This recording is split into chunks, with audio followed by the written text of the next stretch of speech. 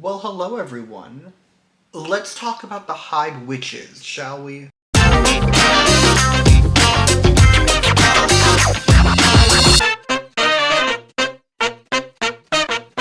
Anyway, hello. Good morning. I'm so monumentally excited about this video. For the record, this was actually supposed to come out like a month ago, and then I had to do Frumis. Like, I had to do Frumis, and I figured we can push Yotajingu a month and do it for their reunion. So that is what we're doing, which means that actually, if I timed this right, today, this very day, we are getting a new Yotajingu album, and I'm so happy about that. And as part of that joy, as part of that thrill, I decided, why not chronicle their entire history? Because that's what I do. That's what I love to do. So that's what we're doing. I have a slideshow. It's long. Not my longest, but it is long. And we're just going to run through the entire history of Yotajingu, and I'm so ready. I'm so hyped. For the unaware, which should be most of you, Yotajingu was one of the first girl groups that I really stand and was emotionally invested in, and I have feelings.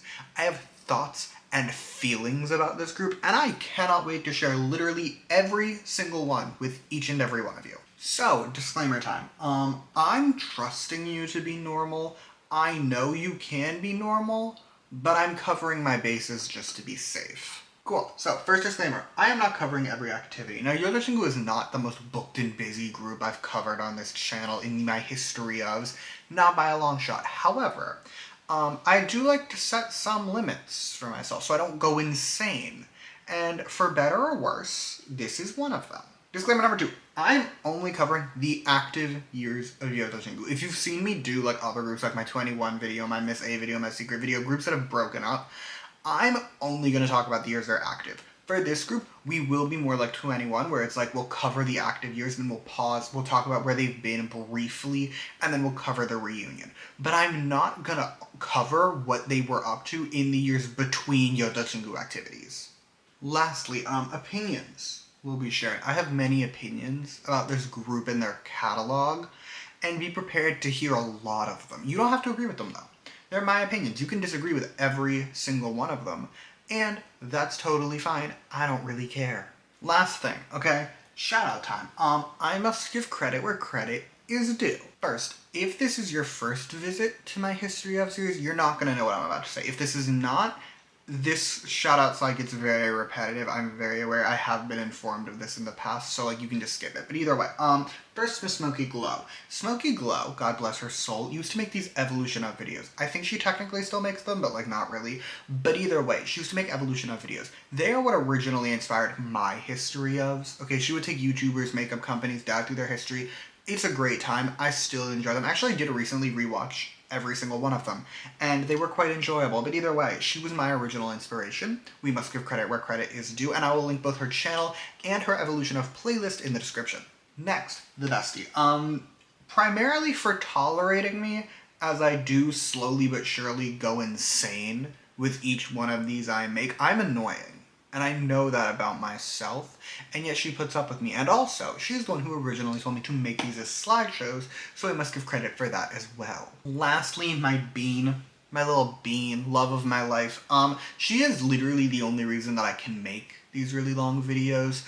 And if you enjoy them, if you enjoy watching as I sit here forever and scream about a never-ending list of K-pop groups, and that 2 times I've done soloists, if you enjoy that, say thank you to Bean. This is her doing.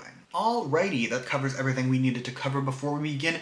And as always, to begin my history ofs, we must meet the members. What is Yotajingu without its members? And as always, to pretend we're unbiased and normal and rational and sane, I'm gonna go in age order, which means we're starting with Miss Soan.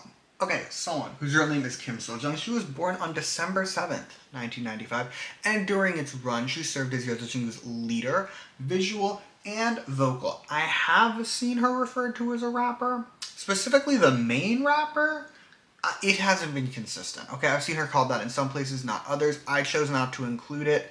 You can do what you want with this information. Some Soan fun facts. She is known for having very long legs. People love her legs. I choose not to engage with this lore, but to each their own. She has long legs. She also used to train at DSP. She trained with Card at DSP, and she hates bugs. If that's not a mood, I don't know what it is. Also, I think this is funny. I found a profile when I was making this video. I found a profile on Wattpad, and in that profile, it said that someone's specialty is walking catwalks. I'm obsessed with that canonically. However, I do also think it brings us back to the aforementioned legs. On to our next member, Jung Yerin, who was born on August 19th, 1996, and served as the lead dancer, vocal, center, and face of the group. Yerin fun fact time. First and foremost, she used to train up with Fantagio and Cube. She is allegedly close with all of the people she trained with. If I had to guess, she trained with Gittle at Cube? That would make sense. But they debuted like a couple years apart. I don't know. She trained at Cube. She did train with Astra. That one I know. She trained with Astra at Fantagio. But either way, she trained at Fantagio and at Cube. Good for her. She also has said that her specialty is flipping pancakes. Now, I cannot flip a pancake.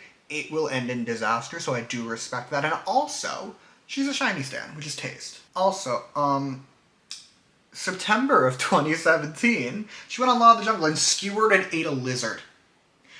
Listen, I respect the survival aspect of Law of the Jungle, like you do what you gotta do, but that is feral. And I don't know if I respect it or if I hate it. No time to dwell on that. We need to move on. Moving on, next member, Jung Eunbi, who from this point forward will be known by her stage name of Eunha. Eunha was born on May 30th, 1997, and served as Yeojin's lead/main vocal. I put her as lead vocal because that did seem to be the consensus. I have seen her called a main vocal, but far more importantly, she has made one crucial contribution to K-pop. She is the original Bob Queen of K-pop. I know various stans of various groups recently went to war over this fact, over who is the queen of having a bob in K-pop. They're all wrong. They're all wrong. The answer is Eunha. Look at her. Look at this bob. Look at the bobbage of this bob. Also, late 2016, Eunha went on Inkigayo. This is crucial to note. She went on Inkigayo as part of the collaboration special group Sunny Girls. They performed the greatest song ever made. It's called Taxi, and it's the bop of a century. Because God Hates Me, it has been removed from Apple Music because it was too powerful. However, it is still on Spotify, and you can stream it, and you should stream it, because it's the greatest song ever made. Moving on, next member, Choi Yuna, aka Yuju. Am I allowed to say she's the greatest vocalist of third generation? I do believe it.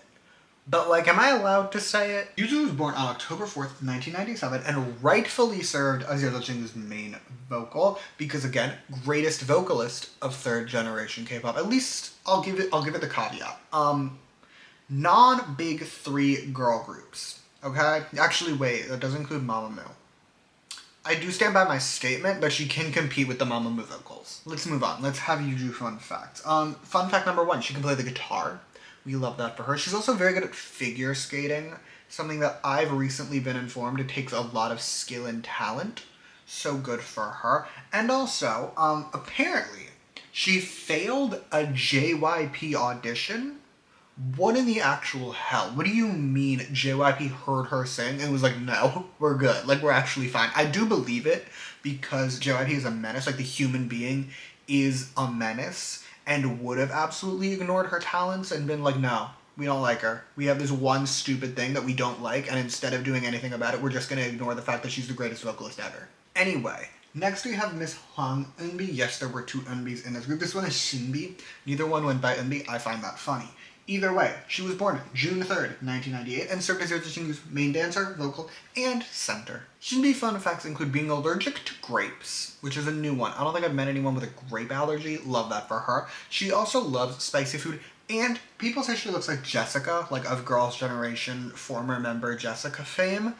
And listen, I know in the past I have critiqued people saying that idols look like other idols for being insane. This time I get it. I actually really do see the vision, like especially in this picture in particular, like I really see the vision. Speaking of this picture in particular, that's Moonbin of Astro. I'm not emotionally ready to get into my feelings about that man right now. We're not in a state where that's okay, and I'm not ready.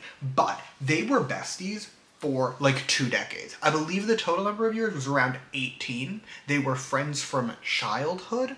I have friends that I've been friends with for around 18 years. We're like legally married. Like me and the bestie have known each other for 18 years. We haven't been friends that long. My longest running friendship is my entire life, and we're married, okay? Like, we're borderline legally married. I'm more legally married to her than she is to, like, her real life, actually legally married spouse. So, like, that's a ride or die, and I respect it. Okay, last but not least, Kim Hyo-won, aka our iconic maknae, who was born on August 19th, 1998. In addition to being our iconic maknae, she was the vocal and maybe lead rapper. I've seen it like evenly split. Like for all the other ones, I feel like Yoda Chingu just didn't have like official positions listed at some point, and people just went wild with speculation. I don't know.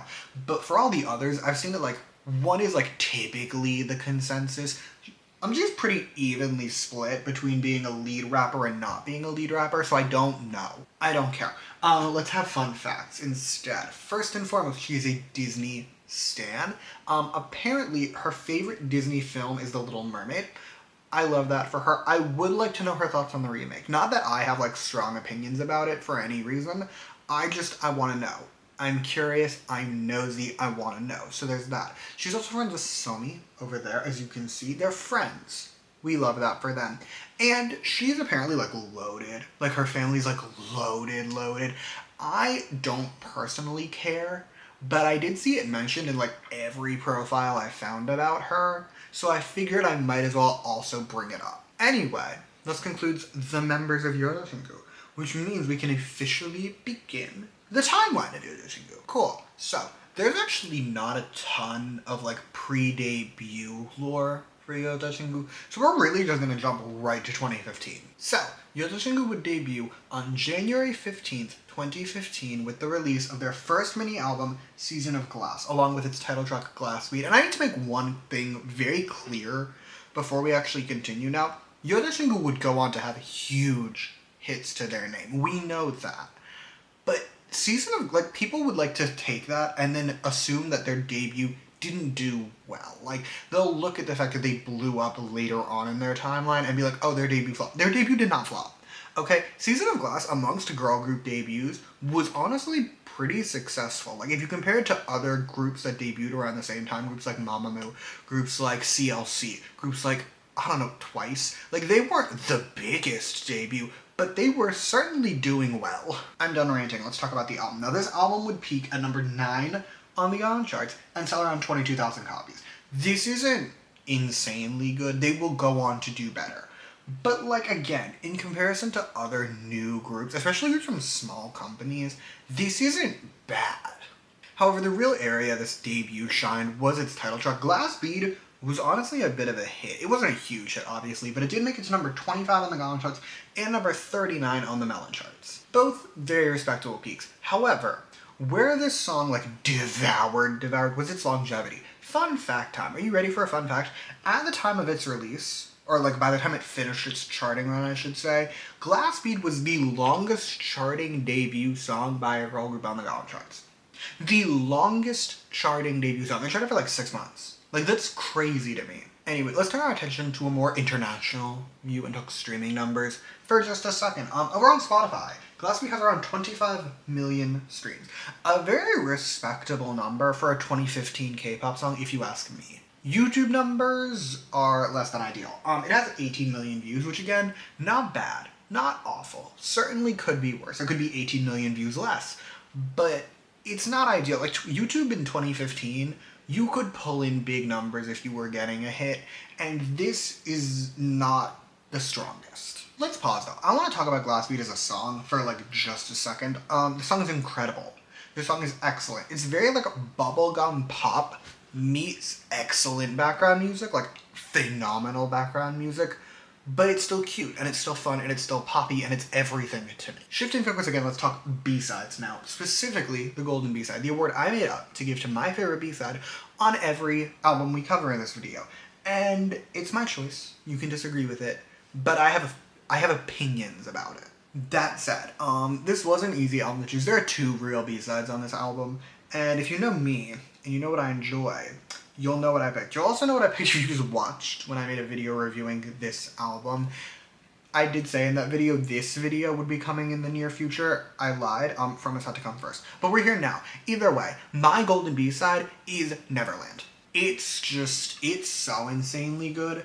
I understand that they have like god tier B-sides later, I know that, but Neverland really and truly might be my favorite Yotachingu B-side. We might have already peaked in terms of the B-sides. It's just everything I want in a pop song, okay? It slaps, it's a bop, I jam my heart out to it, it's so cute, the music is amazing, it has everything for me. Okay, I calmed down.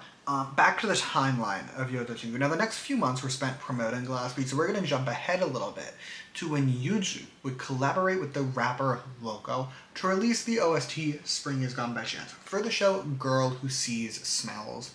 And this song was a huge hit. Like, the numbers this song has managed to do, okay? Number 4 on the Gaon charts, number 5 on the Melon charts, sold well over 2.5 million downloads. It was a massive hit. On top of that, it had insane longevity, like insane longevity. It charted for months on end and closed out the year not only as the 12th most successful song in general, it was the most streamed and best-selling OST of all of 2015.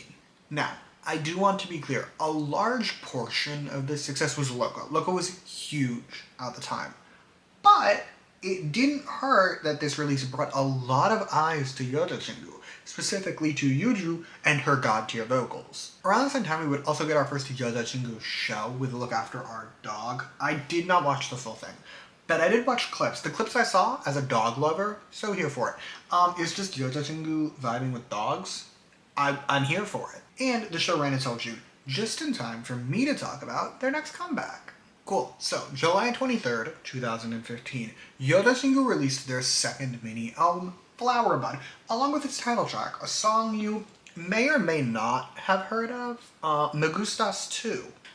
We need to get album sales out of the way. I need to talk about the title track. So, the album did do better than their first mini had done. It sold slightly higher with around 28,000 copies and peaked slightly higher at number 6. Again, neither one of these are insane numbers by any means, but we are seeing growth, which is always good. Now, let's talk about the title track. We need to do this more of a history lesson style. Upon release, Me Gustas 2 did fine. It didn't flop by any means, but it was not a huge, massive, groundbreaking hit. All that changed on September 5th, around a month after its release. Yotachingu was performing at some festival somewhere, and the stage was wet, because it had been raining, and they fell, like, a lot. Like, it looks like it hurt.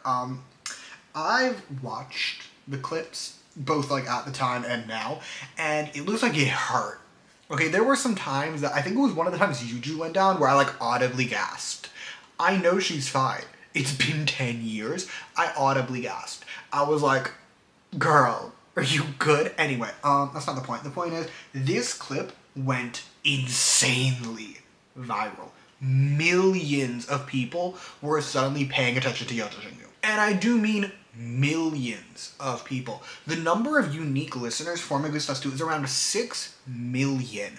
For our frame of reference, that's more than any other song from a girl group in 2015, and one of the most for a girl group in general. Like, the majority of people in Korea suddenly knew about this song and knew about this group.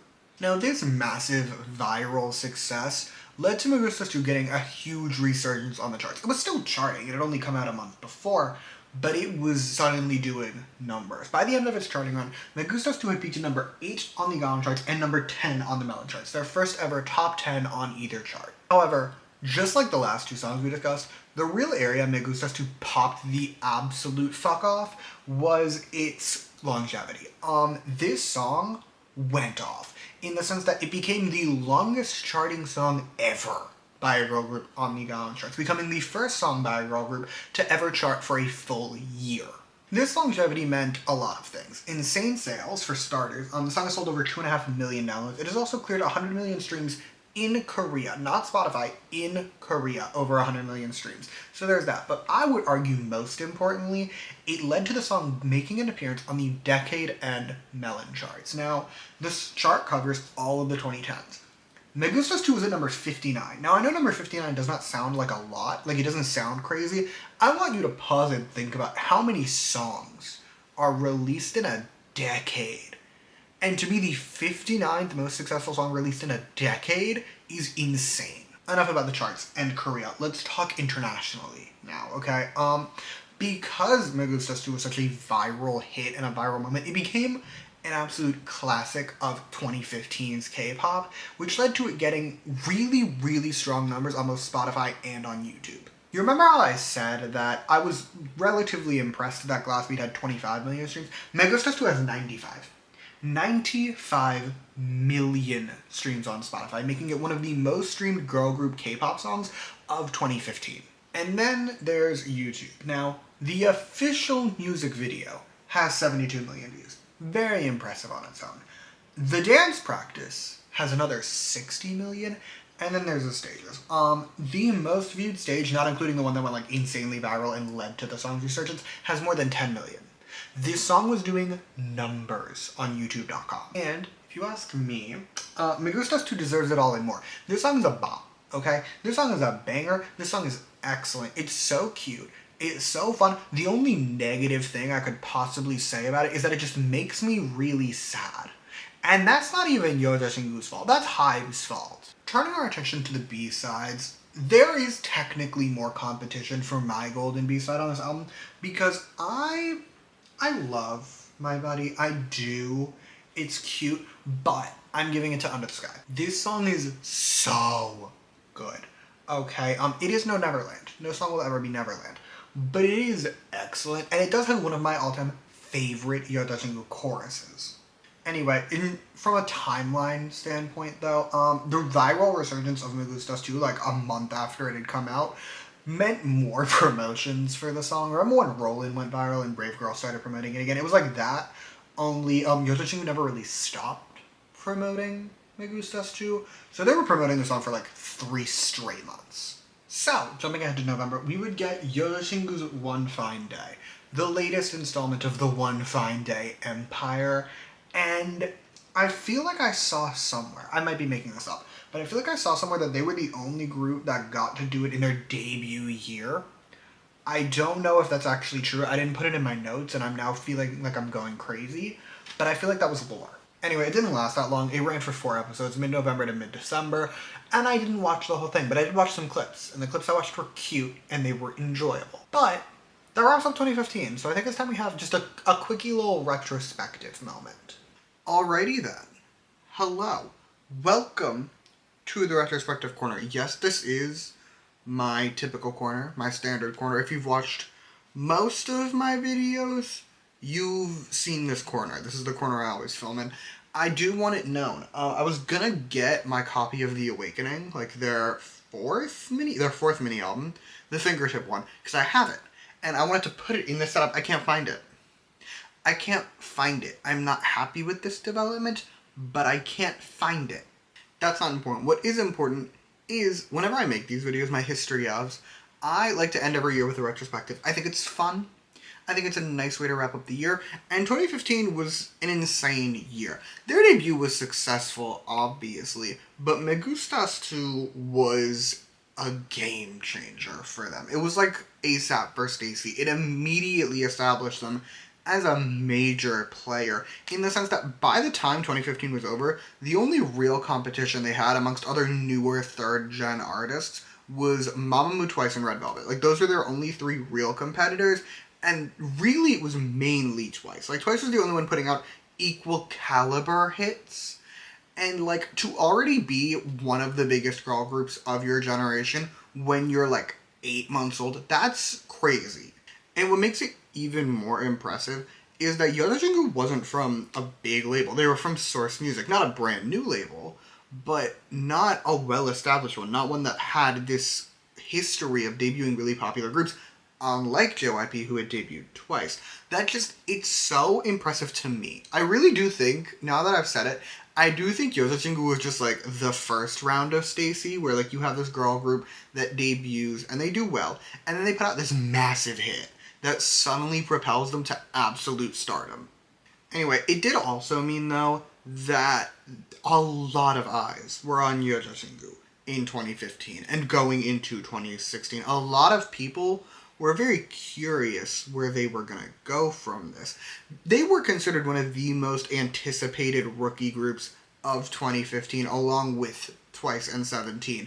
There were just a lot of eyes on them. And Yeoja Shingu did undeniably popped the absolute fuck off in 2016, so let's go deal with that. Okay, welcome back. It's time for 2016. Not to spoil, but it is easily the most successful year in Yota Chingu's entire career. And we begin right away with the release of Snowflake, Yota Chingu's third mini-album along with its iconic title track, Rough, which came out on January 25th. Starting with the album, Snowflake would see a pretty sizable boost in sales for Yota Chingu. It would sell around 40,000 copies and peak at number 2 on the Gaon charts. Now, I know, in the modern day, in 2025, 40,000 copies is not a lot. It's really not. But I would like to remind the class of two things. Thing one, that is nearly double what their debut album had sold a year prior, and far more importantly, 2016 was just a different time in general. Albums weren't selling millions of copies. Like, if you had a big album, it would sell like 250, 300,000 copies. It was crazy. So like 40,000 copies is pretty strong. But enough about the album. It's time to talk about Rough, the song that really and truly made me a Yota Chingu stan. Like, this is the era I really started standing. And when I tell you, you show me 1 second of this music video, I lose my goddamn mind. That's not important. What is important to this video is the fact that Rough was a massive hit. The main thing Rough had to prove for itself was that Yota Chingu wasn't a one-off. They weren't a crayon pop who released Bar Bar Bar and then disappeared off the face of the earth. They were here to stay, and they were here to conquer. And conquer Yota Chingu did. Rough would top both the Gaon and Melon charts. It would spend 2 weeks atop the Gaon charts and 4 weeks at number 1 on the Melon charts, tying the record for most weeks at number 1 by a girl group song on the Melon charts for the entirety of the 2010s. Also, in what shouldn't be a huge surprise at this point, Rough had really good longevity. It charted for around 10 months in total, closing out the year at number 2 on the Melon charts. However, in spite of being an absolute beast on the charts, I would actually argue its charting success is not the most impressive feat to Rough's name. That, dare I say, would go to its downloads. Now, in the modern day, Rough has sold over 2.5 million downloads. However, in the year it was released, it was the best-selling song of the entire year, beating out Cheer Up by Twice and selling nearly 2 million downloads in just 2016. It also got a fuck ton of domestic streams. In just 2016, it logged around 100 million, which would make it the 3rd most streamed song that entire year. As for its more international streams, the song is around 65 million Spotify streams. Definitely a drop from Me Gustas 2, although Me Gustas 2 is just more of a classic, and 65 million for a 2016 K-pop song is still a really strong number. Meanwhile, over on YouTube, the 2 versions of the Rough music video combined to over 100 million views, and that also does not include the music show stages, which would get tens of millions more. Speaking of music shows, that is the other area where I could argue is Rough's biggest achievement. The song has 15 music show wins, one of the most in general, and the 2nd highest number for a girl group release. In conclusion, I would say there have been a lot of really big K-pop hits since I got into K-pop in 2015. Rough is up there. Rough is definitely up there in terms of the most cultural moments in K-pop, because this song was massive and it deserved it all. It deserved it all the more. It's a bop. It's a banger. I will concede the first 3 Yota Chingu titles do all sound the same. And that's okay with me, because it's a sound I like. Yes, they all sound the same, but they all sound good. So I'm not really that mad. Okay, we need to move on. We need to talk about B-sides, specifically my golden B-side. I'm going to give it, in the end, to Say My Name. Now, I will be the first to admit, there are other songs on this album that are more my style, my taste. However, Say My Name just has this je ne sais quoi to it. It's so cool in ways that I can't explain. It's so just interesting. I enjoy it so deeply, and it has, to me, some of the best background music in Yota Chingu's entire catalog. That said, this album eats, okay? Yota Chingu's songs up until this point have all been good. All the B-sides on their first 2 albums are good. But this album, something changed. They went from all being good to all being excellent, and that will be a trend going forward. Okay, I think I've talked about Rough for long enough. Let's talk some solo lore. Now, around the same time that Rough came out, January to be specific, we would also get our next piece of solo lore, which is that Yeren began hosting the show, something she would do until September of that year. Additionally, just a week after the release of Snowflake, we would get our next Yojashingu show with Yojashingu Where Are You Going? It would run from early February until mid-March, and it's cute. It's fun. Hypothetically, if one is making 30 pages of notes and 140 slides for a slideshow by Yojashingu, having this up on your TV is an enjoyable experience. Jumping ahead to March, Yuju would release another collaboration, this one being Cherish. It was a collaboration with Sanyu from Uptension, a group I honestly might make a history of for when it's time for their 10th anniversary. Like, just know it might be happening in a couple months. The song is cute. Sanyu and Yuju's voices actually work really well together. They're sort of like both the reverse of what you'd expect. Yuju has his really powerful voice. Sanyu is a lot higher. He can sing Sojani's Tears with no effort. It's insane to watch. But either way, their voices work well together. Their song did fine also. It peaked at number 31 on the Gaon charts and sold around 250,000 downloads, so nothing crazy by any means, but not bad. Also, again, I am currently warring with myself about making a history of Uptension. If that is something the general public might want, please let me know. I'm probably gonna do it. I don't know. I don't want to say probably because, like, watch me not do it. But, like, I do really want to do it. Like, they have such a fascinating history. And, like, just their popularity enthralls me. It's so interesting. We need to refocus, okay? We need to focus back on Yojashingu May of 2016, Euna would release a collaboration. She would be featured on the Pak Kyung song Inferiority Complex, which is actually a pretty decent hit. It would peak at number 3 on the Gaon charts, and it'd sell around 900,000 downloads, so honestly quite respectable. Good for Euna. We would then get some quiet time after the release of Inferiority Complex, so we're actually going to jump ahead to the next Yojashingu show, which was when they got their season of Showtime, the final season of the show. Now, the Showtime series is a classic to K-pop fans of my age, like of my age as a fan, I should say. A classic. EXO Showtime, God tier. Beast Showtime, underrated gem. Infinite Showtime, iconic. We're getting distracted. We need to focus. Yojashingu Showtime. Yojashingu would actually team up with Mamamoo for their Showtime. It was the first time two groups had ever been like the headliners of the show, and it's fine. I just think they could have made 2 separate seasons for the group. They do meet up at the end, but for the most part, it's kind of just them fucking around doing shit on their own, and then they meet up at the end. Either way, it ran from July through August. It was fun. It was cute. I did watch it when it aired. I was also a big Mamamoo fan. Another group I will one day make a history of for it. They scare me a lot more. I won't even deny it.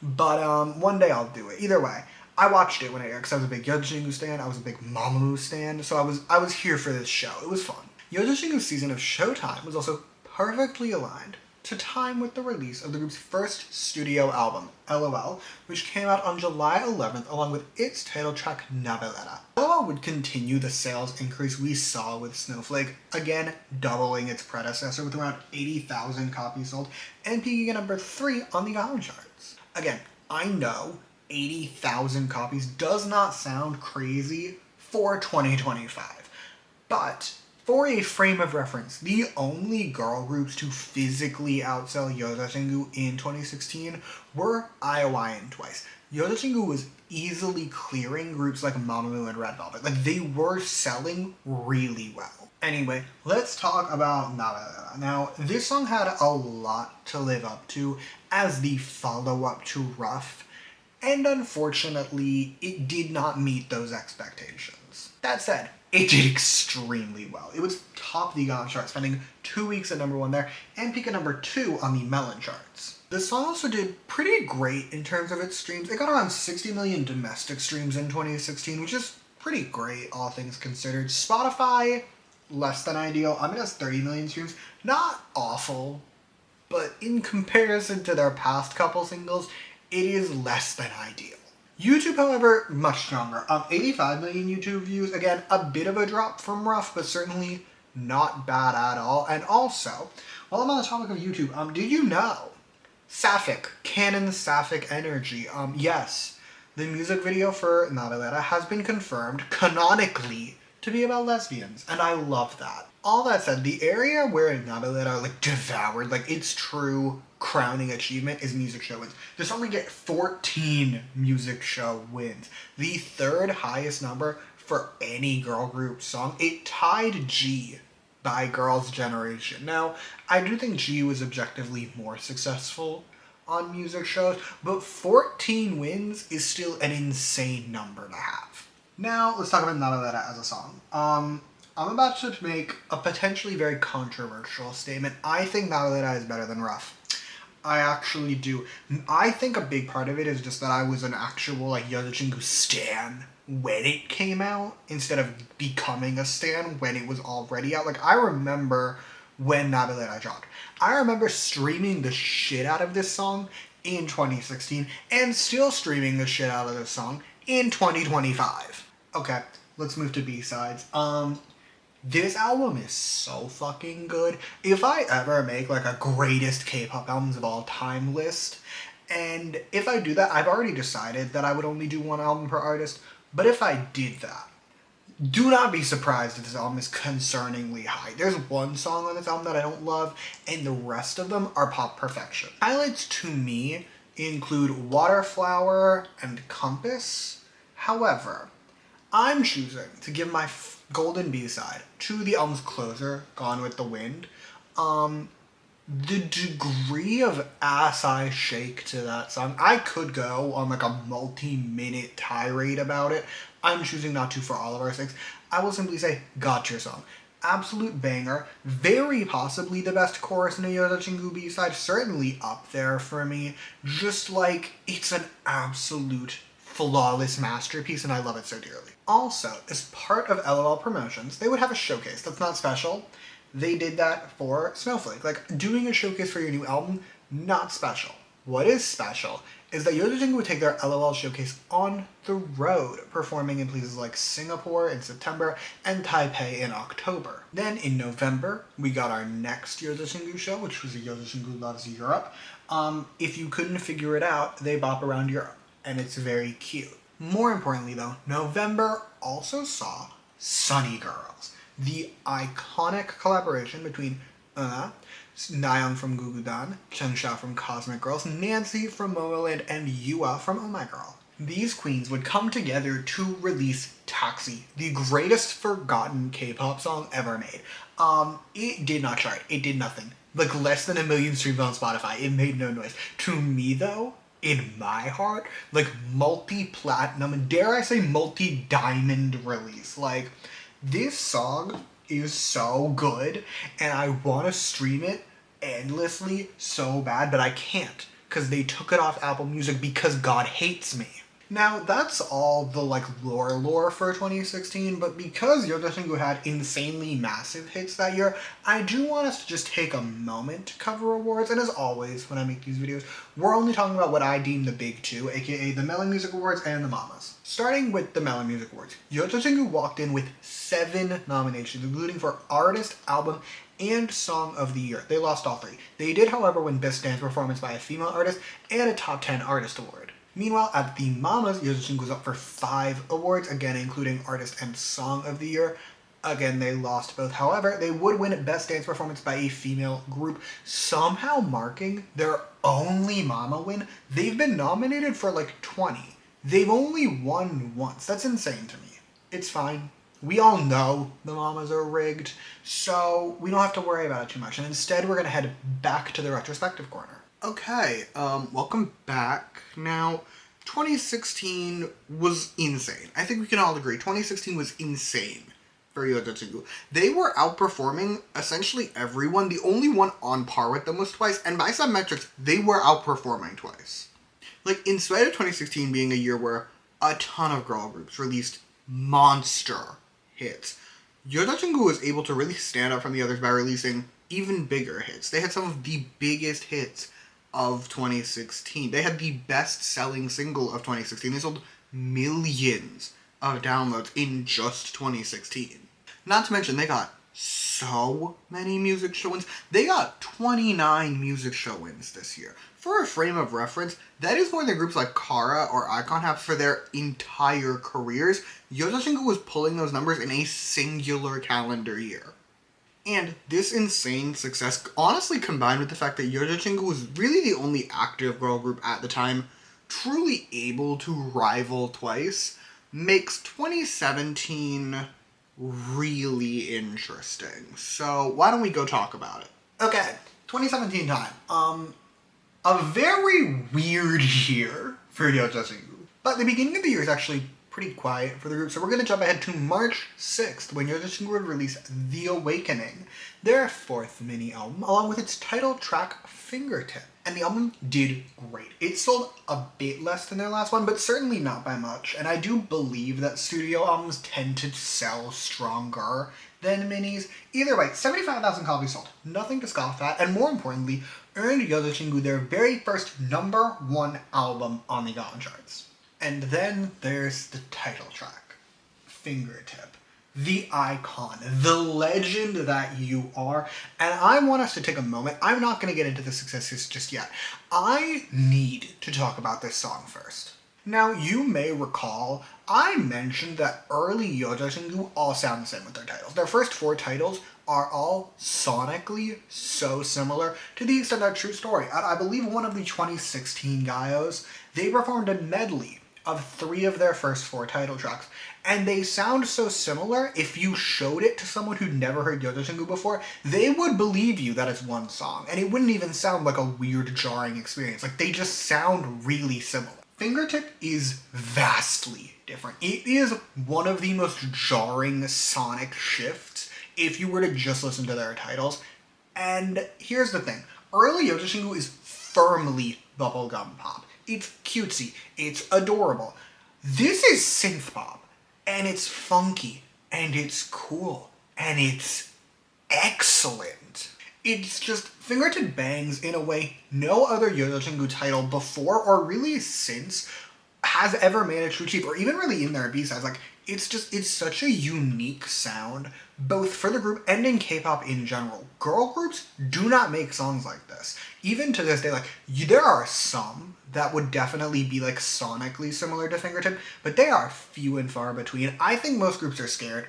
They are cowards. We need more songs like Fingertip. Fingertip is incredible. It is one of my favorite songs ever. If I were to list out the greatest K-pop songs of 2017, this would be definitely near the top. Like, probably top 5 songs released in 2017. It's so unique and it's so cool, but it still manages to remain a Yojashingu song. Like, you can tell it's a Yojashingu song, and it hits so perfectly, and I love it so much. Anyway, now that I've told you about the song, I regret to inform you, Fingertip did kind of flop by Yojashingu standards. It would absolutely be a hit for, like, most artists, but in comparison to their last 3 singles, this was definitely a decline. Fingertip would peak at #2 on the Gaon charts, and even top the Gaon download charts, which is quite good, quite impressive. However, it only peaked at #17 on the Melon charts, the lowest they've peaked since Glass Speed, and noticeably lower than any of their other songs. It also had a much shorter charting run. It charted for around 3 months, which again, is not awful. But the first 4 Yojashingu titles, even Glass Speed, easily cleared 6 months. Fingertip had half as many weeks on the charts as Glass Bead did. I'm not even talking like Me Gustas to a Rough. I'm talking Glass Bead. Fingertip spent half as long charting. The song also didn't sell remotely as well. Prior to Fingertip, the lowest selling Yojashingu single was Glass Bead. It had sold 1 million downloads. And you may recall Rough was the best selling single of 2016. Fingertip sold 600,000 downloads. Literally, nearly half of their previous lowest selling single. However, I think the area where Fingertip's floppage is most apparent is actually its music show performance. Fingertip got 2 wins on the show, and that's it. You may recall their last 2 singles were 2 of the most awarded girl group songs ever, with 29 wins between the 2 of them. And this song got 2 wins in total. The fingertip disrespect is also not just a domestic issue, it extends to their international success as well. Fingertip has 20 million Spotify streams. Again, not a bad number for a 2017 release, but it does make it one of their lowest streamed songs to this day, and at the time, their lowest streamed title. Meanwhile, on YouTube, the music video for Fingertip has around 30 million views. Again, not bad. We've covered much less successful artists. However, while that is more than Glass Bead, it is substantially less than any other music video they've put out. And I'm just gonna say it, society, you're all going to hell for the disrespect you did to this song. Anyway, let's talk B-sides. I will be giving my golden B-side once again to the Closer Crush, but I will also point out, early Yodo Shingu albums, the title track was always good, but there was always a B-side that was like roughly on par, if not better. This album is not the case. I do think Fingertip is like such a good song that it truly exceeds any B-side, and by a wide margin. Don't get me wrong, the B-sides on this album are still very good, but like the title track is so excellent, and you're all gonna burn in hell for disrespecting it. And if you don't want to burn, I would recommend streaming this song right now. I'm normal. I had a beverage. I calmed down. I'm ready to continue to talk about Yodo Shingu in a calm and rational manner, at least until I get heated again. Anyway, March would bring us another solo release, or more of a solo collab, I should say, with Yerin teaming up with Kaolu and Kisum to release the song Spring Again. The song did fine. It wasn't a huge seller by any means. It sold around 100,000 downloads, peaked in the top 40 of the Gaon chart, so not awful by any means, but not a huge hit either. April would bring us our first ever Yodo Shingu fan meet with Dear Buddy, and I will say, there's one good thing, which is that in spite of their last single's lack of monumental success, this did still sell out. Like, Yodo Shingu was still quite popular. Anyway, the Soulmate fan meet took place on April 2nd, and then a week later we would get a fan meet in Bangkok, again, completely selling out, but after that it would be a bit quiet, so we are going to jump ahead a little bit. Summer brought us Yerin appearing on Law of the Jungle, and you may recall she skinned and ate a lizard, forever traumatizing me in ways I'm not yet ready to dissect. July also saw Yodo Shingu hosting a couple of mini concerts, not full-fledged concerts, mini concerts. They only did two, one in Taipei, one in Hong Kong, but they both sold out, so yay! Then, on August 1st, Yodo Shingu would return with Parallel, their fifth mini album, along with its title track, Love Whisper. The album did see a drop in sales, I will admit that. It sold like 60,000 copies, which isn't bad, but is less than their last two albums. It peaked fine. It peaked at number 3. It's not hard to peak strong if you're like a moderately popular group, but the sales drop is not ideal. Now let's talk Love Whisper. I do think that Love Whisper is like a reaction to Fingertip. It's very return to form. It sounds a lot more like the first 4 Yodo Shingu singles instead of Fingertip. That said, it did also do better. Like, this return to form was effective to a certain extent. It peaked just as high as the Gaon charts. It peaked at number 2. They both did. However, it peaked much better on the Melon charts. It peaked at number 10. You may recall their last single peaked at number 17. And number 10, much better, much stronger. It did chart like just as long as the one area it didn't really exceed expectations. It charted roughly as long as Fingertip had. It also got pretty similar sales, all things considered. It would sell 550,000 downloads. Now, that is a drop from Fingertip. However, I'm much less concerned about it. Like, going from 600,000 to 550,000 is much less concerning than going from like 1.2 million to 600,000. It also got a boost on music show wins, which is always good. It wasn't like 2016 numbers where they were clearing double digits, but it got 4 wins, double what Fingertip had gotten, so we'll take what we can get.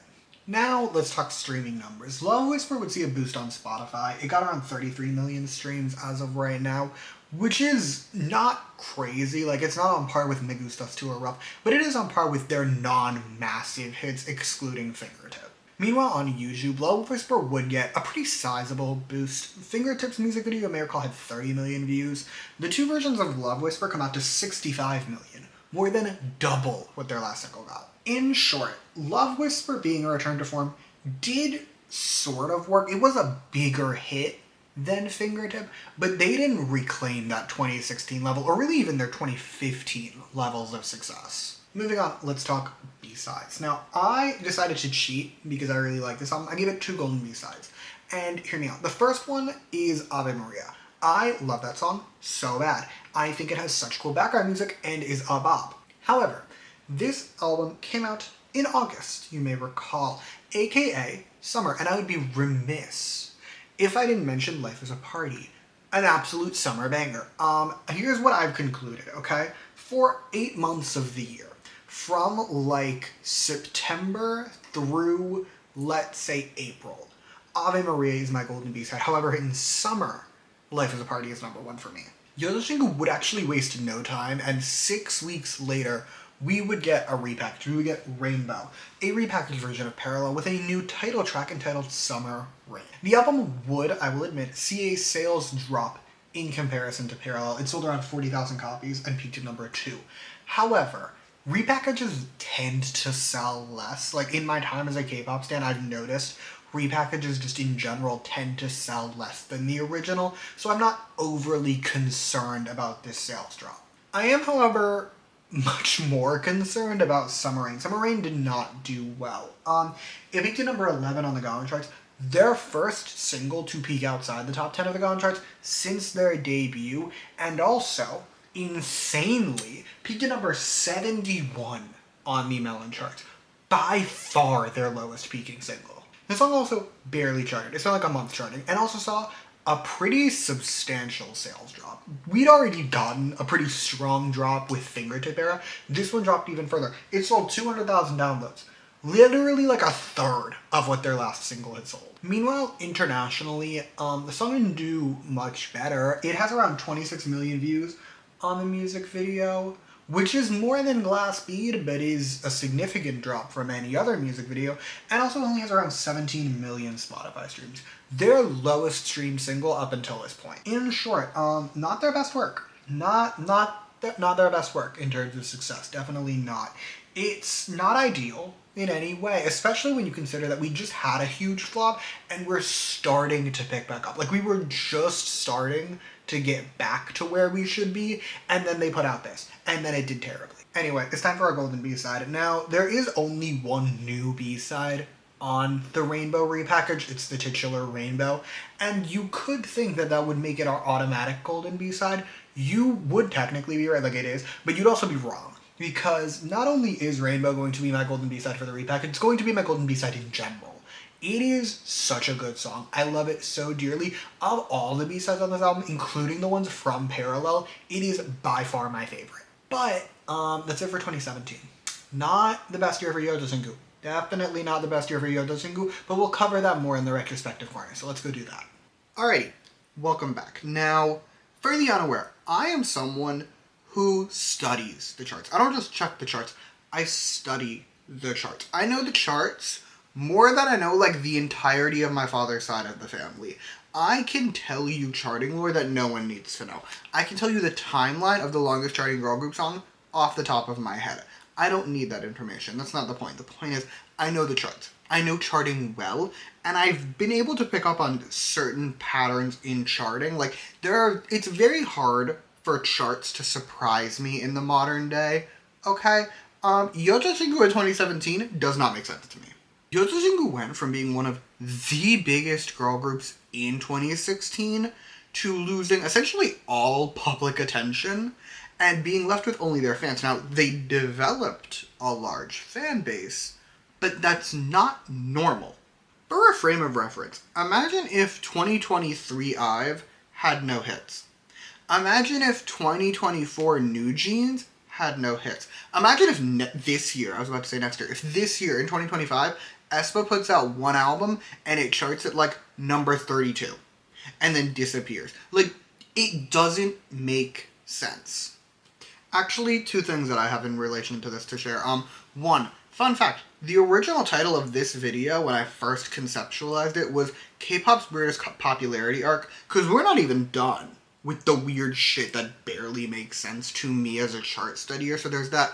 Also, my unintentional comparison to Stacey, I didn't have that in my notes. I realized it in real time. but it does also fit because Stacey went from having like multiple big hits. They weren't as big as Yoto Chingu, but they went from multiple big hits to not charting at all this year. And that's interesting. That's interesting to me. Maybe Stacey is just the fourth generation Yoto Chingu. That's not the point. One day, I'll do a history of Stacey. That's not this video though. We're here to talk about Yoto Chingu, so let's move to 2018. Okay, welcome to 2018. A bit of a Yoto Chingu renaissance, but also just a generally pretty busy year. And we start the year right away, with Yoto Chingu hosting their very first solo concert, entitled Season of Yoto Chingu, which took place on January 6th and 7th in Seoul. The shows were actually the start of the Season of Yoto Chingu tour. They performed more shows, like they performed in Taipei the next month. March was quiet, which is fine, because on April 30th, Yoto Chingu released Time for the Moon Night, their 6th mini-album, and got them a huge boost in success. Starting with the album, it would become the best-selling Yoto Chingu album to date, with more than 85,000 copies, as well as earning the group their second #1 album on the Gaon charts. Then there's the title track, Time for the Moon Night. Going forward, I'm calling her Bam. That's the Korean name of this song, and the English name is a mouthful, so she's Bam now, okay? Cool.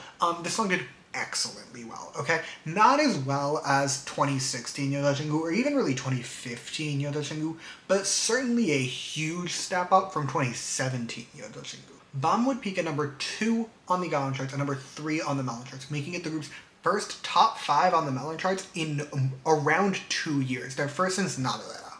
It also saw a big jump in longevity. Yoto Chingu's longest charting song in 2017 only charted for around 3 months. Bam was able to clear 6 months charting for even longer than Nabilera had. However, I would argue the biggest sign of this sort of a renaissance of Yoto Chingu is music show wins. Bam would pick up 10 music show wins. Now that is not their most awarded song, not even their second most awarded song. Both of their 2016 songs, you may recall, had 15 and 14 wins respectively. However, 10 wins is nothing to scoff at, and it does mean that this one song got them more music show wins than all 3 of their 2017 titles combined.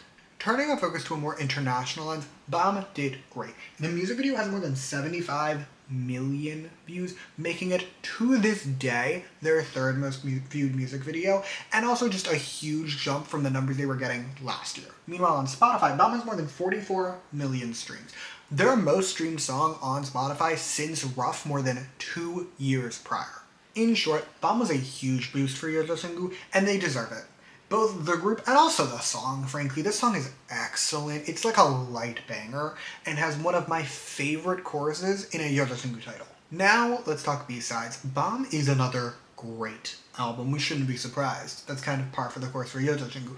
But my personal golden B-side for this one is gonna go to Love Bug. It's just so fun and catchy, and I really like it. Other standouts include You Are My Star, the album's closer, always been a favorite of mine, and Flower Garden, which is just gorgeous. Alrighty, back to the timeline. Following promotions for Bam, we would get Yoto Chingu's official Japanese debut with the release of Yoto Chingu First Best, a compilation album which was led by a Japanese version of Me Gustas 2. It did fine, all things considered. Because it's their first Japanese release, we don't really have anything to compare it to, but it sold 15,000 copies and peaked at #10 in Japan, and I've definitely seen groups do worse. Returning to Korea, on July 19th, Yoto Chingu would release Sunny Summer, their special summer EP, which was led by the titular Sunny Summer. The Sunny Summer album sold pretty well, all things considered. It sold around 60,000 copies and peaked at #2 on the Gaon charts, peaking just behind 17's You Make My Day. As for the title track, Sunny Summer is part of that really weird era of K-pop where Sistar had just disbanded. So for like summer 2017 and summer 2018, every like medium to big girl group was suddenly trying to become the new queens of summer, and we're all putting out summer releases. And while Sunny Summer didn't do the best, it certainly didn't do the worst. It did, however, do much worse than Bam. It would peak at #11 on the Gaon charts and #17 on the Melon charts. Certainly not as bad as some of their 2017 releases, but not nearly as good as their last. Internationally, though, definitely not Yoto Chingu's best work. Some of their worst, in fact, dare I say. The music video has 25 million YouTube views. Definitely not ideal in comparison to their last few singles, but more importantly, it has 16 million Spotify streams, making it, to this day, their least streamed single. Musically speaking, meanwhile, it's not a bad song. It's just like so clearly trying to be a summer song when that's not Yodachingu's strength. Yodachingu's strength is honestly just bangers with really good background music. That is a great niche for Yozashingu to fill, and they're very good at it. Summer songs require like a totally different vibe, and it's just not Yozashingu. As for the B-sides, I need to be honest in this moment. If you ask me, the Sunny Summer album is the weakest Yozashingu album. Like, obviously, the songs are good. It's a Yozashingu album. Yozashingu doesn't have bad songs. But, like, I've always been of the opinion this album was made slightly at gunpoint because it's not bad, but it's not on par with the rest of their catalog. That said, I would say the one standout on this album is Windy Windy. Don't get me wrong. Of all the other albums, when I tell you my golden B-side, it's a song that I love. Windy Windy, if you put it on like any other album, would not be a strong contender for golden B-side. It simply happens to be the best song on a less than stellar album. Following promotions for Sunny Summer, Yozashingu would host like a mini tour. A very quick Japanese tour, we'll call it.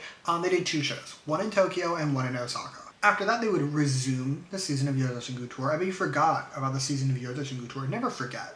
Never forget about the Season of Yozashingu tour. They resumed their tour. They did some more shows. They did shows in the Philippines, shows in Hong Kong, and then closed out with 2 more shows in Seoul that September. September 28th, meanwhile, saw Shinbi teaming up with Soyeon, Seulgi, and Chungha to release the single Wow Thing for SM Station. Domestically, the song did pretty well. It peaked in the top 40. It peaked at number 35, to be exact, of the Gaon charts, which is relatively standard for a Yozashingu solo. Internationally, though, this song did do pretty great. I feel like primarily for the other artists in this collab, but even so, it has around 40 million Spotify streams and around 60 million YouTube views, substantially higher than every other Yozashingu solo. After that, in October, we would get another Japanese release with Memoria, the group's first Japanese single. This single did about as well as their compilation had done, a little better. It peaked at number 6 on the charts and sold around 18,000 copies, so not crazy, but an improvement. However, that's just about it for 2018. So, back to the retrospective corner we go. Okay, 2018. 2018 was honestly not a bad year, all things considered. We got Yozashingu's biggest hit in years. We got a tour. We got Japanese expansion. We were getting good things. The one real negative is that even though we got like their biggest hit in years, Yozashingu never managed to reclaim their earlier success, like their 2015-2016 popularity, and I for one find that so interesting. They peaked so strong so early that, you remember their rivals I was talking about? Ignore twice. Red Velvet and Mamamoo. While Red Velvet and Mamamoo were only increasing in popularity, Yozashingu had already fallen off. Falling off might have been an exaggeration. We have yet to reach the truly flop era of Yozashingu, but they definitely did see a decline very sharply. And again, I find it fascinating. As a charting lore expert, I find it so interesting. But that's not important. Let's move now to 2019. Alrighty, 2019. Another relatively busy year for Yozashingu. And we start off pretty early on January 14th with the release of Yozashingu's second studio album, Time for Us. And this album sold great by Yozashingu standards. It would sell just under 100,000 copies, becoming the group's highest selling release yet, and peaked at number 2 on the Gaon charts, peaking just behind the excellence that is Astra's All Light Up. Now for the title track. The album was led by the single Sunrise, which did unfortunately see us returning to 2017 levels of success. The song would peak at number 12 on the Gaon charts and number 24 on the Melon charts, honestly a bit lower even than their 2017 singles, and only charted for a couple months before dropping off. It did manage to do well on music shows though. The song would pick up 6 music show wins, earning the group a full week sweep. Actually, can I pause for a moment and talk about Yozashingu on music shows for a minute? Yozashingu is extremely capable of pulling full week sweeps, aka when you win on every show, like all 6. And they've done it with 5 songs, like more than any other artist. Also, Rough did it twice, which means Yotoshingu actually has 6 full week sweeps to their name. For our frame of reference, the artist with the second highest count is actually a tie between EXO and Red Velvet. They each have 3. Yotoshingu has 6. What the fuck? Okay, enough about music shows. Let's talk about international streaming numbers. On Spotify, Sunrise has 33 million streams. Roughly on par with their 2017 singles, a little better, but like not crazy. YouTube, it has around 40 million YouTube views, so again, not bad. Now, Sunrise as a song. Let's take a moment. Sunrise as a song is, I don't want to say another miss for me, but it's just, I like the chorus. The verses are just kind of meh. I don't love them that much. My main thing, like, this is a good song. Yotoshingu just happens to have amazing songs. However, my personal B-side will go to Only One. I do really like it. It's really good. Other standouts to me are You Are Not Alone and Truly Love. Following Sunrise promotions, Yotoshingu would release Sunrise, their second Japanese single album. The single did fine. It peaked at number 11 on the Japanese charts and sold around 13,000 copies. All 3 of the Japanese releases have been within the same 5,000 range of each other, so I'm not too concerned, even though it is a drop in its peak position. In promotion for the new single, Yotoshingu would do another mini tour in Japan. They performed 4 shows in 3 cities that March. And during the tour, they would release another Japanese single. Yes, you heard me correctly. They released their 3rd Japanese single right after the second one with the release of Flower. And again, it did fine. It peaked higher, it peaked at number 9, but sold a little less, selling around 11,000 copies. Jumping ahead to May, we would get our next Yotoshingu tour with the Go Go Yotoshingu tour. It began on May 18th with 2 shows in Seoul. However, after that, things get a little quiet, so we are actually going to jump ahead. Alrighty, July 1st, Yotoshingu released Fever Season, their 7th mini-album, along with its title track, Fever. And Fever Season would honestly do pretty great for Yotoshingu. It sold around 82,000 copies and earned the group their 3rd number 1 album on the Gaon charts. The title track, though, Fever is where we really begin to see the decline of Yotoshingu in a lot of ways. It would peak at number 27 on the Gaon charts and number 29 on the Melon charts. Again, for an average girl group, for 2019 era Oh My Girl, for example, that would be great. That would be excellent. For Cosmic Girls, phenomenal. For a group like Yotoshingu, that's not great. However, the real area where Fever really dropped off was its charting length. Even the lesser Yotoshingu singles up until this point were charting for 3 months, 12 to 14 weeks or so, okay? Fever charted for 2 months, which doesn't sound like a huge drop, but that coupled with the substantial drop in peak position, it's not ideal. The song did maintain pretty solid music show performance, though. It would get Yotoshingu their 6th and final full week sweep with 6 additional music show wins.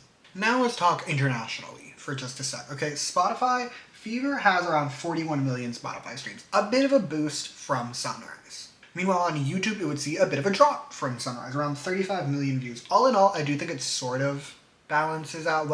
I would say Fever did around as well as Sunrise had done from an international scope.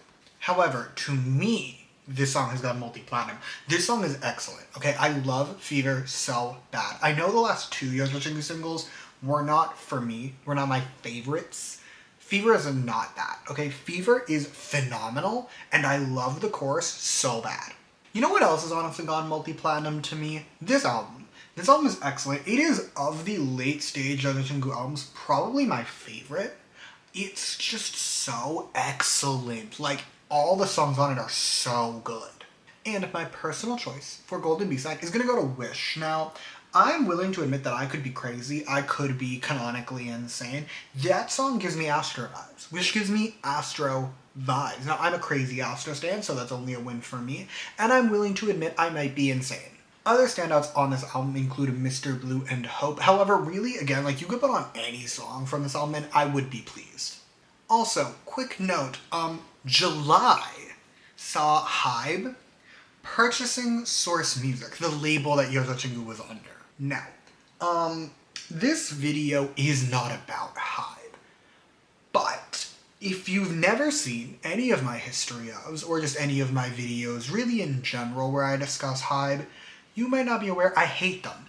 I hate them so bad.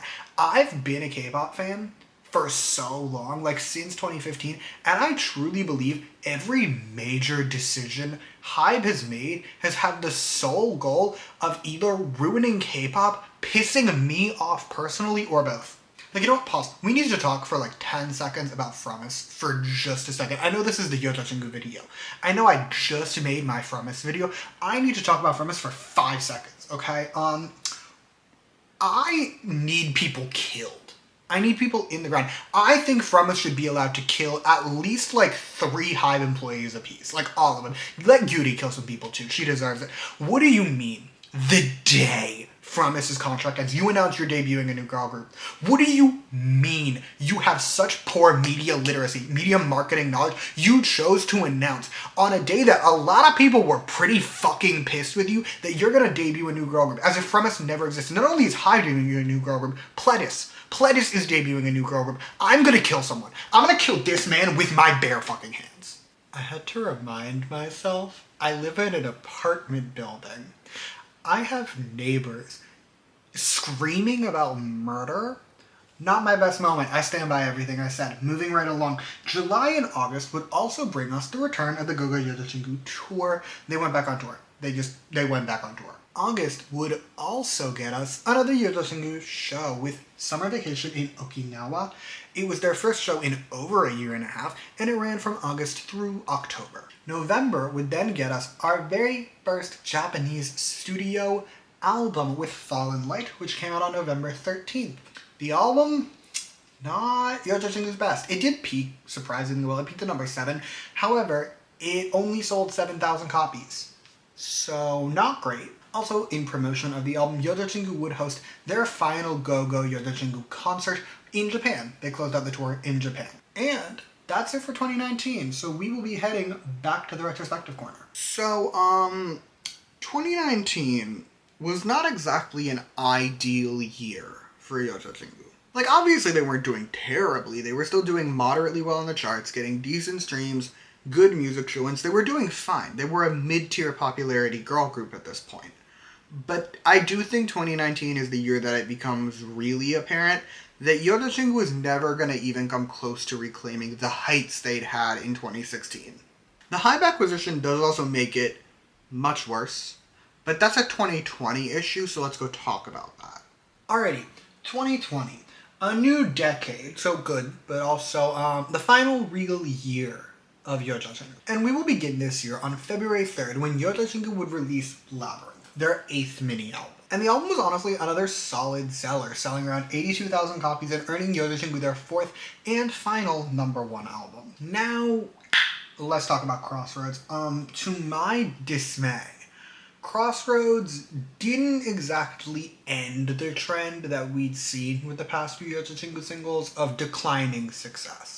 Crossroads would become Yoto Chingu's lowest peaking song on the Gaon charts so far, making it to number 32. Meanwhile, on the Melon charts, it would make it to number 68, only spending a few weeks on either chart before dropping off. The only area I'd really say it did well was music show wins. It managed to pick up another 7 wins, their most awarded song since BAM. Turning our focus more internationally, Crossroads didn't do great. It did not. It would get 19 million Spotify streams, which isn't awful. Again, we've covered groups in my history house that would kill for 19 million Spotify streams. But most of their songs are able to clear 20. YouTube also saw a drop, not nearly as bad, but still a drop. It would get around 28 million views on the music video, so lower than their last several singles, but not their worst. In conclusion, Crossroads did fine. Here's how I'm gonna say it. This is gonna sound repetitive as hell, but I'm gonna say it anyway.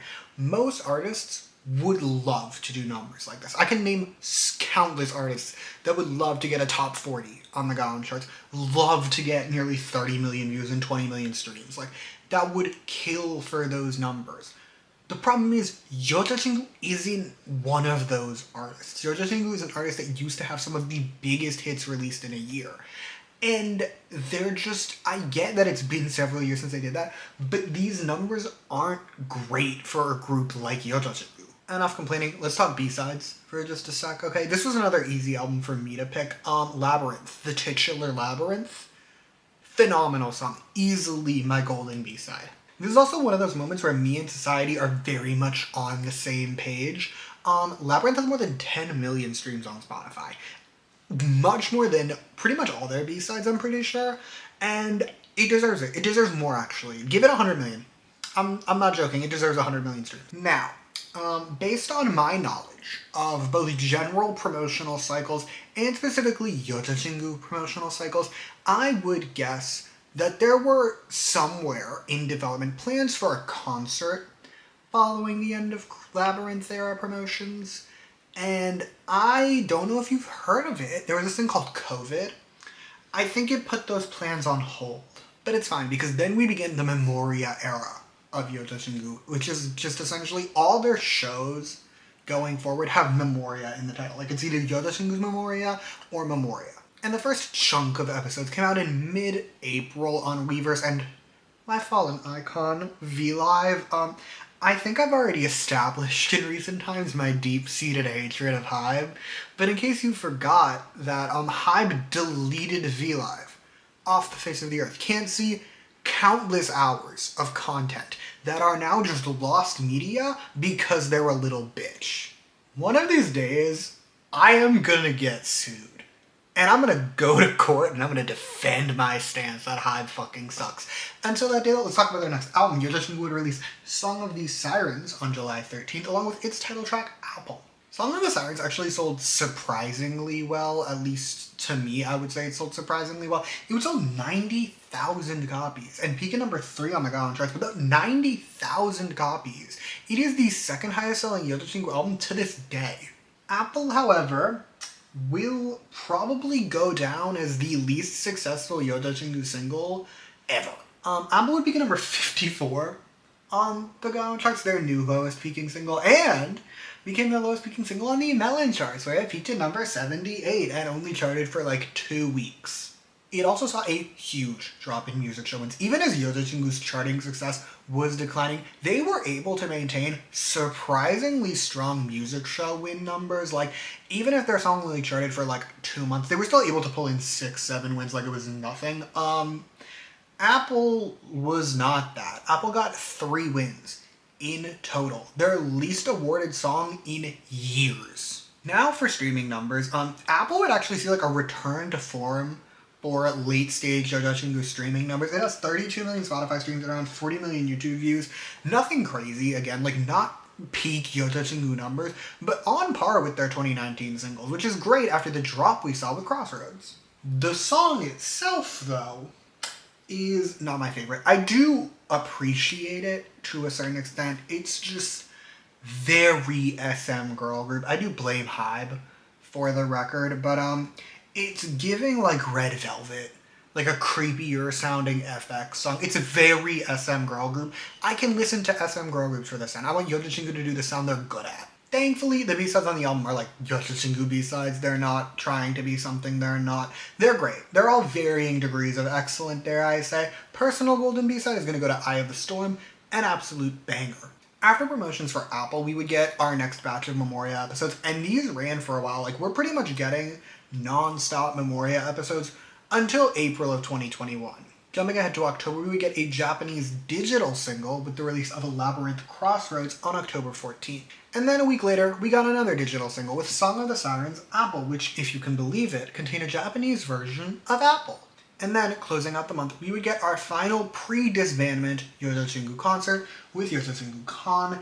It would take place on October 31st. Now, this would be an online concert because it was October of 2020, but it's better than nothing, so I'll take what I can get. And they would even perform some songs from their then upcoming third studio album. Speaking of, November 9th, Yotachingu would release their third studio album, I'll Purchase Night, along with its title track, the iconic Mago.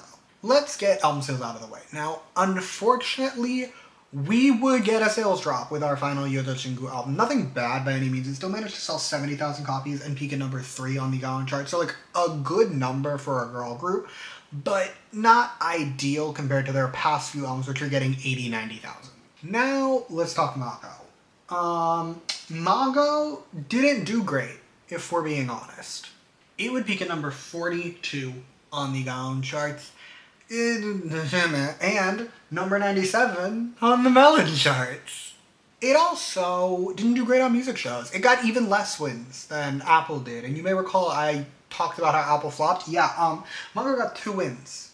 2 wins. Not good. However, Mongo has one thing really going for it, which is that it was the last Yoda Chingu single, which meant every time you went to listen to Yoda Chingu, from that point forward, Mongo was pretty much always at the top of like Spotify or Apple Music or whatever. People streamed the fuck out of this song. Starting with Spotify, Mongo has 140 million Spotify streams. By far their most streamed song on the platform. And on YouTube, it has 92 million views. Their most viewed music video. Now again, I do think a big part of it is that this was the final Yota Chingu single. Like, if you were gonna go listen to Yota Chingu, this was probably gonna pop up near the top of the list. So, like, it doesn't surprise me it did so well. I would also like to say, HYBE has been known to boost streaming numbers by, let's say, less than ethical means. So, who knows? Maybe that's a factor. That said, I do actually believe that this is, like, genuine numbers because this song is amazing. This song is phenomenal. This song is excellent. Of, like, the back half of Yoda Chingu's catalog, like 2018 on, this is my favorite of their titles. It's so good. It's so cool. It's so fun. It's so excellent. And for the final time in this video, let's talk B-sides for just a moment.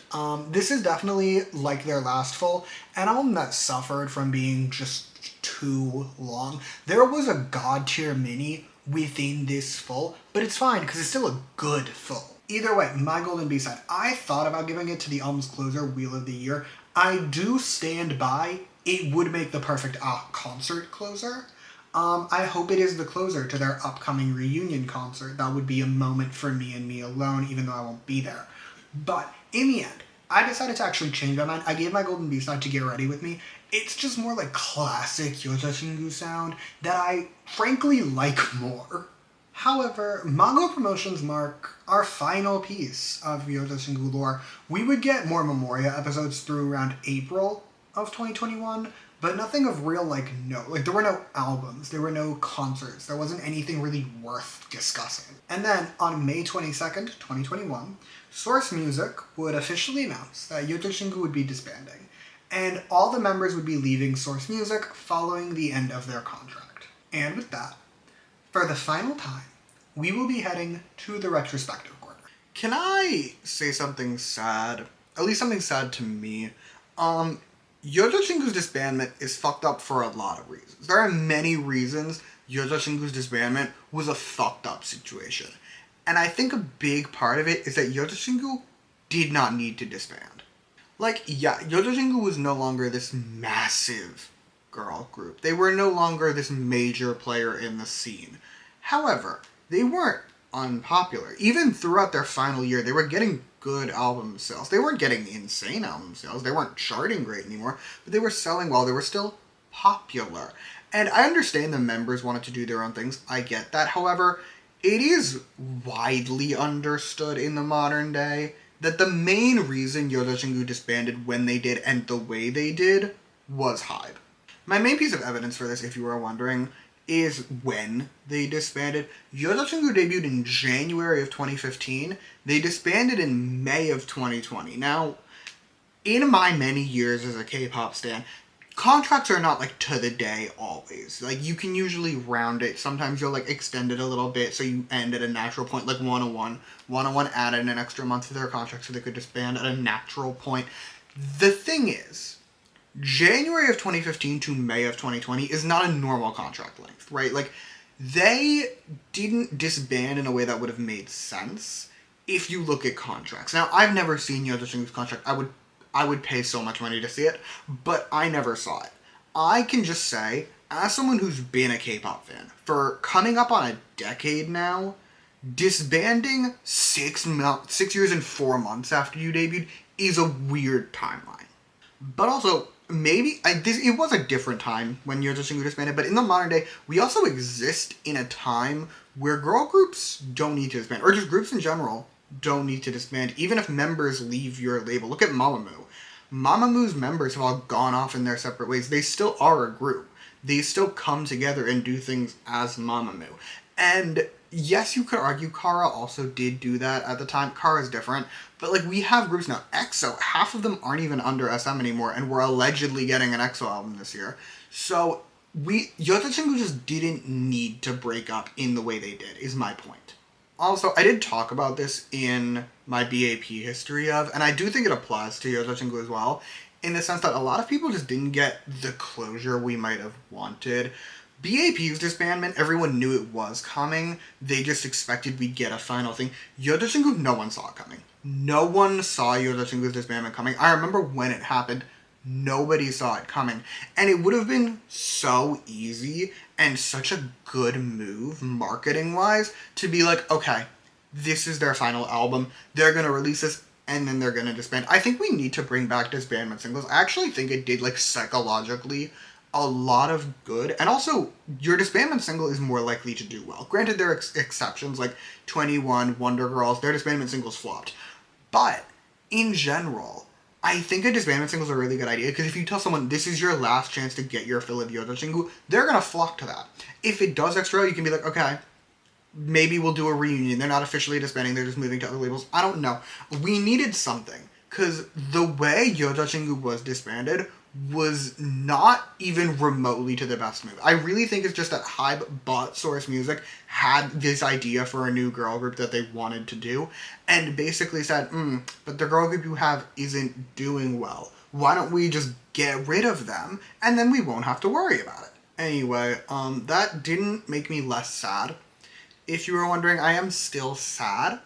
So that's great. It's a fun way for me to go about my day. But we're still talking about Yota Chingu. We're not done. So we need to talk about where the members have been for the past couple years. So we're going to go do that now. Okay, to be clear, before we continue whatsoever, I'm not giving an in-depth explanation of where they've been. That's not going to happen. You're going to get bird's eye view, brief overview of where they've been, and we're going to start with the solo members. First up, Solan. Solan would take the acting route following the end of Yota Chingu. She would sign with We Entertainment, a company I only know for WeI, but either way, she signed with them. She's been in some shows and whatnot. That said, it is worth noting that as of me filming this right now, as far as I'm aware, her contract with them is up. Her contract with them ended last year, and as far as I'm aware, she does not have a new label. I think she should go to BPM. We'll come back to that later.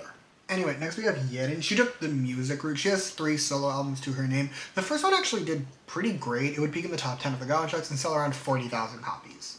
However, her next 2 didn't do great, and her digitals aren't super strong. I do like her solo music personally.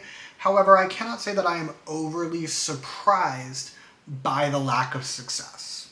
Our final solo member is Yuju, who, thank the fucking Lord, continued into music. I don't think she would have been like acting or anything, but like fear, truly. She kept doing music. She has some albums to her name. She has 2 mini albums, some digital singles, some collabs, some OSTs.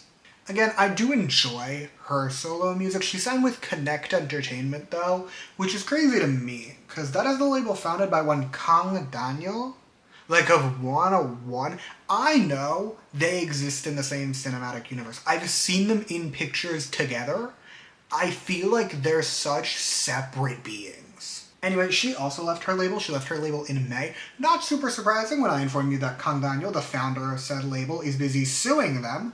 So not surprised she didn't renew. Again, as far as I'm aware, she doesn't have a label. So again, BPM, you could have 5 out of 6. Speaking of BPM, that's where the other 3 ended up. Eunji, Shinbi, and Euna would all join BPM Entertainment. They would form a trio and debut in October of 2021 as VVs.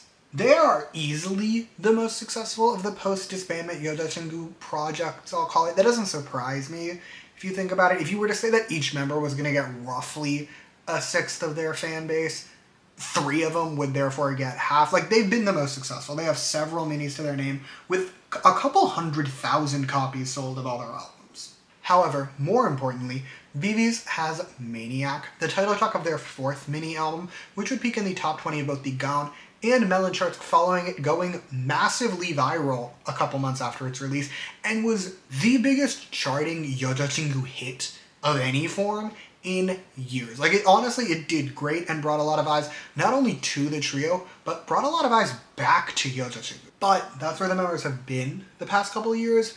Now let's talk reunion. Cool. So, September of 2024, Source Music, and by extension, HYBE, would make the very important announcement that in January of 2025, we would be getting a Yojachungu reunion to celebrate the group's 10th anniversary. Ironically, this did come out like within a couple weeks of a similar announcement made about Lovelies that got a huge amount of hype. Do with this information what you wish. Now, as part of this reunion, we're getting a couple things. First, a new album. They will be releasing Season of Memories, which, hey listen, hear me out. Memoria Season, right fucking there.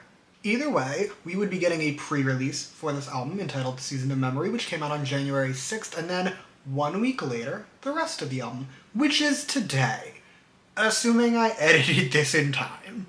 Also, since I'm obviously filming this in advance, this song isn't even out yet, like the pre-release isn't even out yet, so I don't know how it's gonna do. I don't know how it's gonna sound. I'm assuming it's gonna be like a classic Yojachungu sound, because that would make the most sense to me if I were in charge of their reunion. Maybe it would be fingertip coded.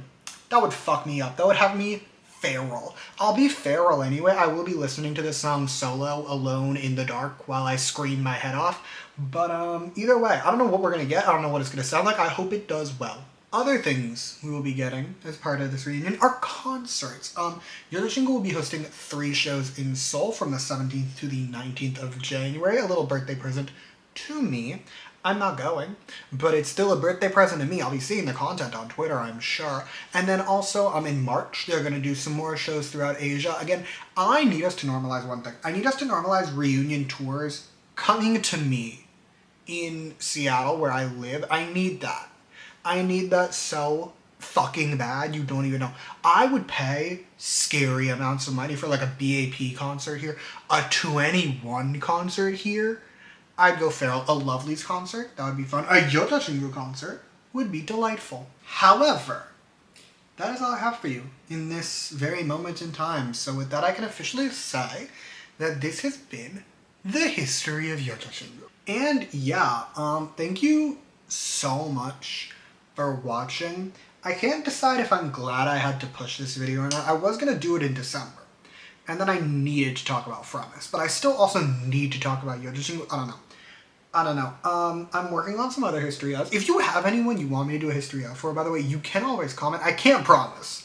These take a lot of work. And if it's not a group I'm emotionally prepared to get really invested in, I can't guarantee it will be my best work. But you can always ask. Can't hurt to ask. So you can always ask. Other than that, you can comment your thoughts on this video in any sense of what you want. You can tell me your favorite Yojachungu album. Tell me everything that I got wrong. Tell me how I'm stupid and I shouldn't hate HYBE even though they're the worst. Comment whatever you want.